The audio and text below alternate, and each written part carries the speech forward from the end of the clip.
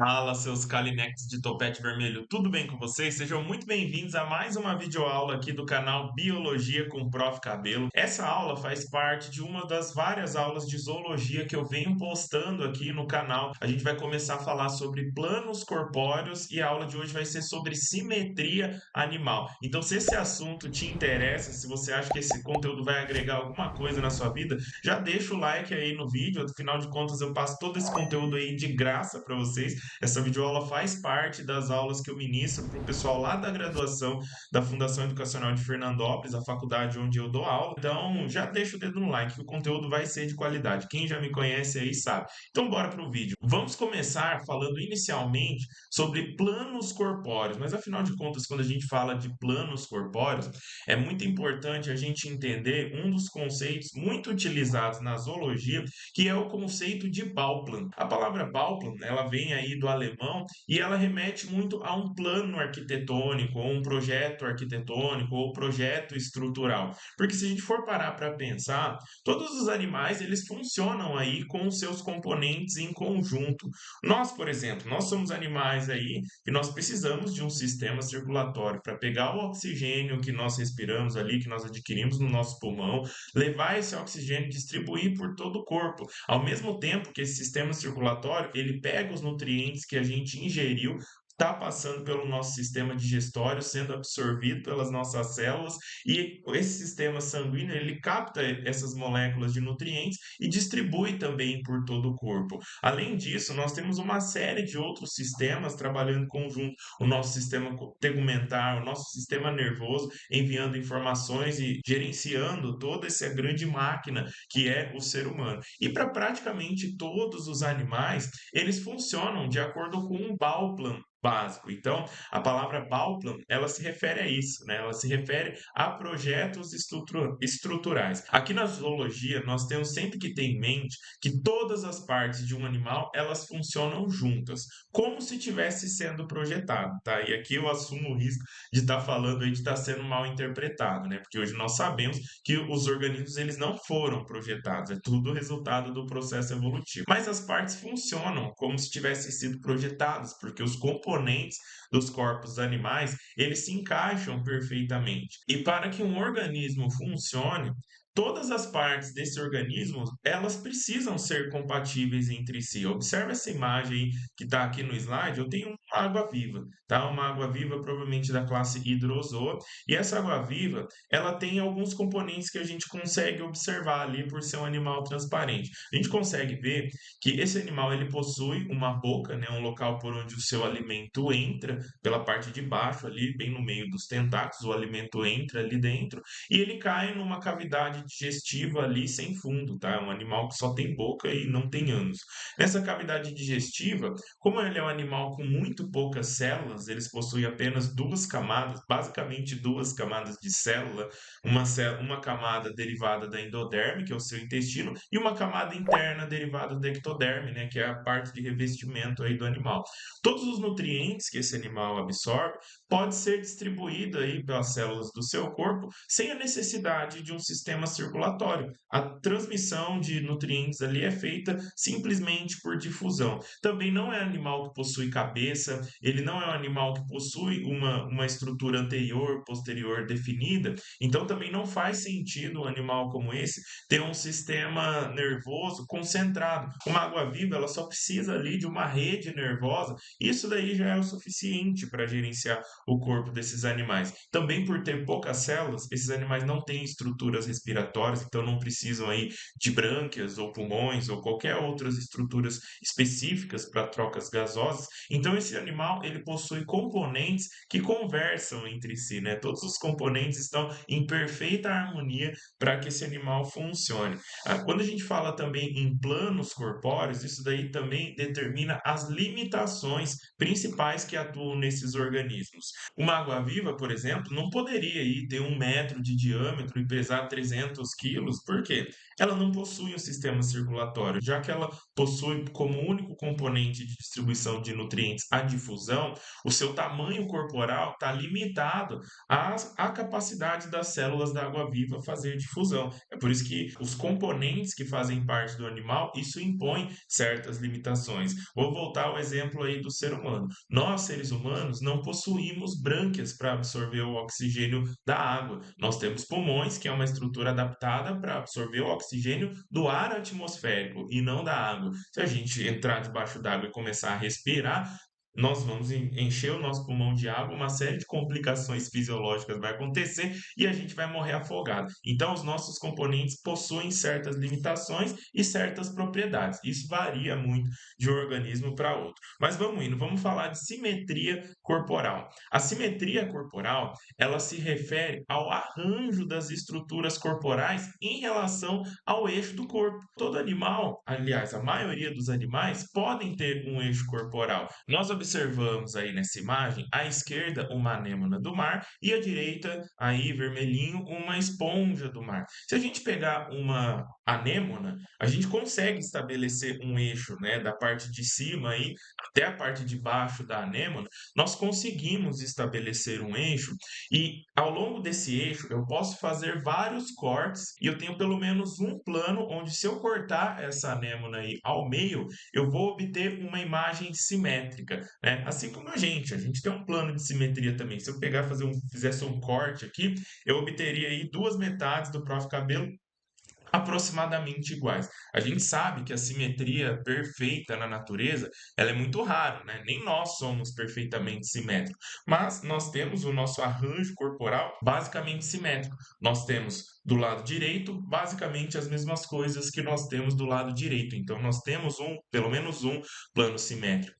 Quando os animais eles possuem pelo menos um plano simétrico, nós dizemos que esses animais eles são simétricos. E quando eles não possuem nenhum tipo de simetria, como é o caso dessa esponja do mar aí, vermelhinha da foto, nós dizemos que são animais assimétricos, porque não existe um local onde eu consiga cortar essa esponja do mar aí e eu obtenha duas metades iguais, a não ser que seja uma coincidência aí, como ela cresceu, e coincidentemente ela cresceu de forma simétrica. Mas no geral, as esponjas desse tipo aí, elas não são consideradas animais simétricos. E nós iremos começar a falar agora dos planos de simetria. Então, o foco agora vai ser nos organismos que possuem algum plano de simetria. Na zoologia, nós dividimos em algumas categorias. A primeira delas é a categoria que nós chamamos de simetria esférica. Olha essa imagem aí, né? É uma imagem basicamente de uma esfera. Se a gente observar essa imagem, ela não possui um eixo anterior, posterior, não possui um eixo parte de cima, parte de baixo, lado direito, lado esquerdo. Não, isso daí é uma esfera, né? Uma esfera, ela possui apenas um ponto central que fica bem no meio aí da esfera, através do qual qualquer plano que atravesse essa esfera passando por esse ponto central, nós vamos ter duas metades iguais. E aqui esse exemplo, ele configura bem. Na zoologia, por uma comodidade didática, os protozoários eles são estudados dentro da maioria dos cursos de graduação na disciplina de zoologia.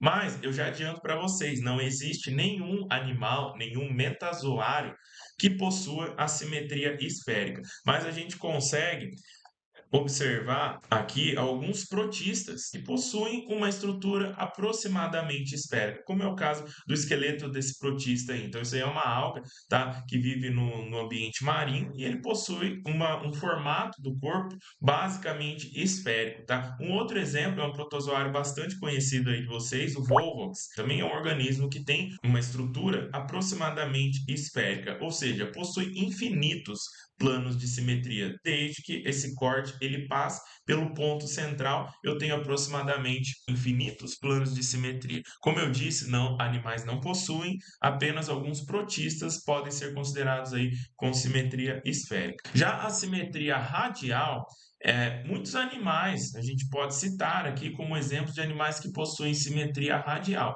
Como exemplo, as anemas do mar, as medusas, né, que são as águas-vivas, são exemplos clássicos aí de animais que possuem a simetria radial. Animais com simetria radial geralmente possuem um formato do corpo cilíndrico, como essa anêmona que está aqui na imagem, né? Ela tem um formato aí mais ou menos como um formato de um pote, com uns tentáculos aí na parte de cima. A gente consegue identificar um eixo corporal que passa pelo centro desse cilindro. Está identificado aqui por essa imagem aqui. Eu tenho o eixo corporal e qualquer plano que eu atravesse esse animal, né, qualquer plano de corte que eu atravesse esse animal passando por esse eixo, então agora eu não tenho um ponto central, eu tenho um eixo central. Consequentemente, eu tenho uma superfície que fica para um lado e uma superfície que fica para o outro lado. Eu consigo já identificar pelo menos dois lados nesse animal. Os animais que possuem simetria radial, geralmente eles têm um lado, que é o lado que possui a boca, e nós chamamos de superfície oral,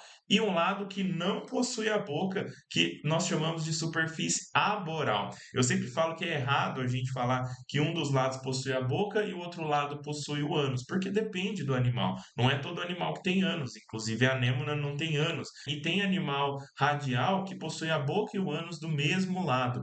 Então, a forma correta de você escrever isso aí numa prova ou em algum outro lugar que vocês estiverem explicando esse conteúdo é vocês dizerem que os animais de simetria radial, eles possuem um lado oral, que é o lado que tem a boca, e um lado aboral, que é o lado oposto à boca. Tá? Como exemplo, nós temos aqui uma anêmona e uma água-viva, mas a gente pode citar também a estrela do mar, o ouriço do mar e alguns outros animais aí, que me falha a memória, que possuem essa simetria aí, nós chamamos de simetria radial. O nome radial se refere a raios que nós podemos cortar aqui, ó.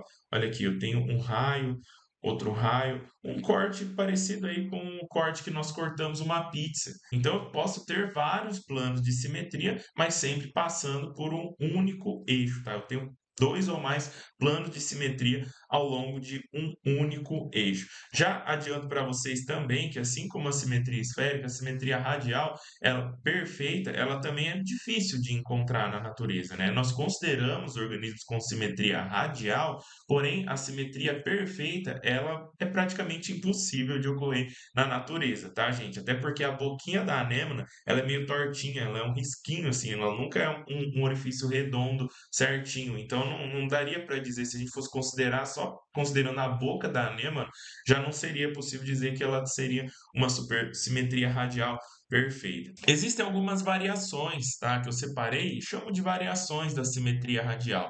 Porque alguns organismos, eles possuem um formato aproximadamente cilíndrico, mas eles possuem uma quantidade de planos que a gente consegue cortar obtendo duas metades iguais. Esses organismos eles possuem quantidade de planos limitada. Quando esse organismo só possui dois planos de corte onde nós podemos cortar, nós dizemos que esse organismo ele possui simetria birradial. Ela é encontrada ali nos quitenóforos. Vou tentar desenhar aqui do lado, aqui embaixo, de vermelhinho. Isso aqui, se a gente olhar por cima, pela superfície aboral de um quitenóforo, nós veríamos um corpo mais ou menos assim, achatado de uns lados, né, mais ou menos retangular. Então eu tenho dois planos de corte ao longo desse eixo. Eu poderia cortar aqui e eu dividiria em duas metades iguais, e eu poderia cortar aqui também e eu também obteria duas metades iguais. Qualquer outro ângulo que eu cortasse esse animal, ele não seria simétrico. Então eu tenho apenas dois planos de simetria. Nós dizemos que esse animal é um animal birradial. Um outro plano que nós podemos encontrar aí nos animais é o plano de simetria quadrirradial. Também é uma simetria radial, mas nós temos ali quatro planos de simetria. Nós encontramos esse tipo de simetria nas cubomedusas. As cubomedusas são essas medusas, elas são animais bem pequenos, ocorrem em abundância ali, principalmente na região da Austrália. Nós temos espécies de cubomedusas aqui no Brasil também, mas essa daí da foto é uma vespa do mar, é um animal bem pequenininho, que possui um efeito do quinidócito bastante forte, causa bastante acidente, pode até matar, porque elas andam em bandos muito grandes, né? Então é um animal bem perigoso aí, conhecido como vespa do mar. E se a gente for olhar esse animal, ele e olhar por cima, ele tem um formato basicamente quadrado, tá? Vou tentar desenhar eles aqui embaixo. Eles têm um formato Já saiu horrível, né? Minha capacidade de desenhar com o dedo no mouse é horrível. Mas finge que isso daí é um quadrado. Nós temos um plano de simetria onde eu posso cortar assim, eu tenho duas metades iguais. Cortando assim, eu tenho duas metades iguais também. Se eu cortar em diagonal, eu tenho mais duas metades iguais e na outra diagonal mais duas metades iguais. Então eu posso fazer quatro ângulos de cortes diferentes nesse animal que eu tenho metades iguais. Então são considerados animais de simetria quadrirradial. E por último, aí na estrela do mar, nós temos o que nós chamamos de simetria pentarradial. A simetria pentarradial é encontrada naqueles animais que têm cinco planos de cortes ou múltiplos de cinco. Tá? Então, o animal pode ter 5, 10, 15, 20, 25 e assim por diante. Nesse caso, nós consideramos animais com simetria pentarradial. A maioria dos animais de simetria pentarradial, eles têm apenas cinco planos de simetria mesmo, tá? Como no caso das estrelas do mar, ouriços do mar, aquele lírio do mar, que são comatolídeos, né? São organismos aí da classe crinoida. Mas se a gente olhar uma estrela do mar, a gente tem cinco partes onde a gente consegue cortar uma estrela do mar e obter metades iguais. Eu vou tentar cortar aqui na estrela para vocês verem, ó.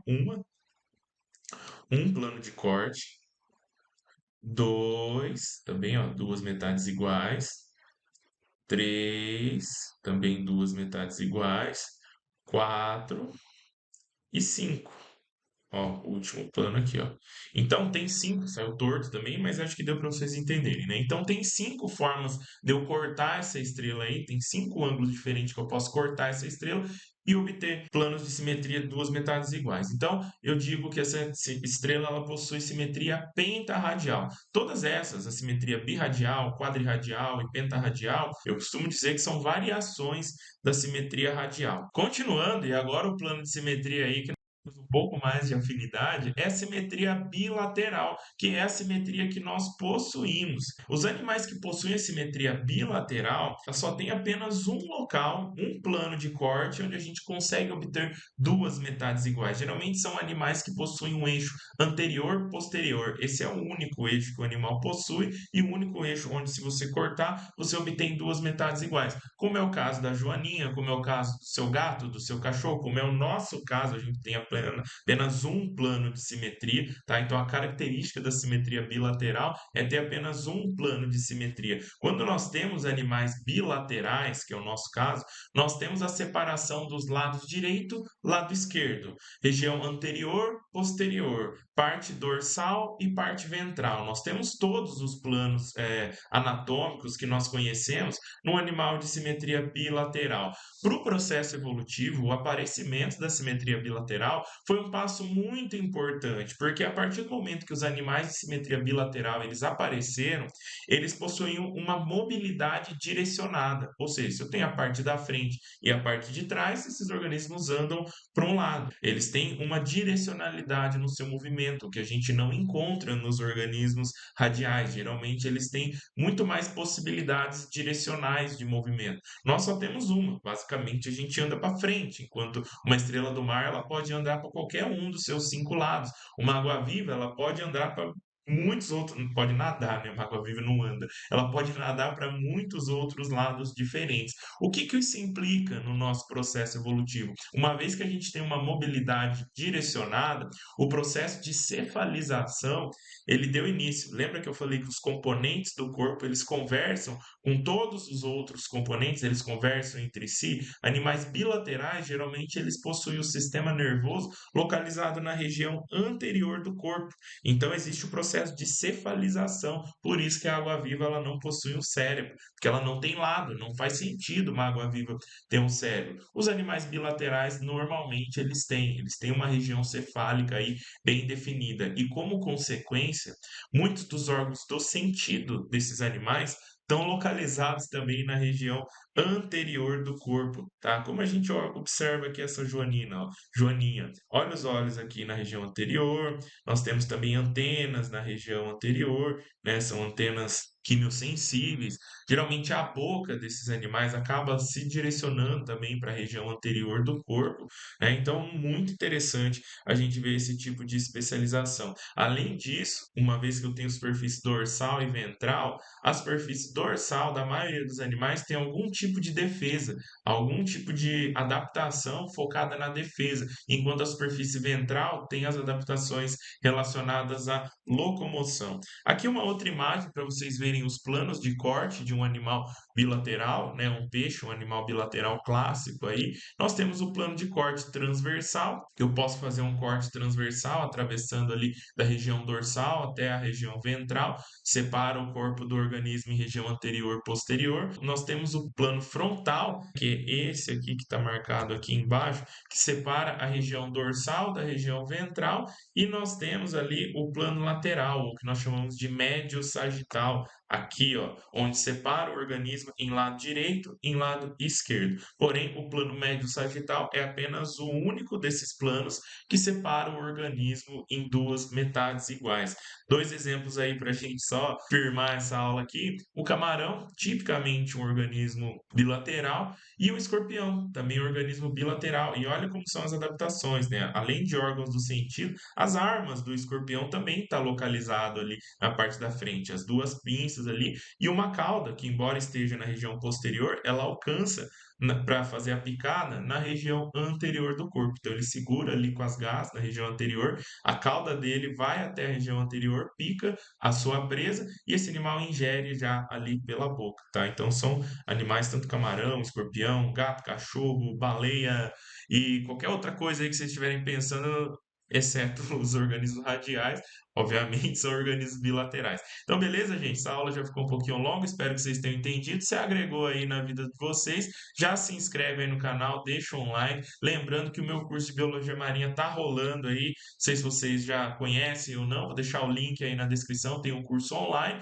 vocês acessam pelo link, e um curso presencial que vocês podem fazer comigo lá em Batuba. Mas aí tem que entrar em contato comigo pessoalmente pelo Instagram, que eu vou passar todas as informações para vocês, como vocês podem fazer o meu curso. Beleza, gente? Abraço para todo mundo e até o próximo vídeo.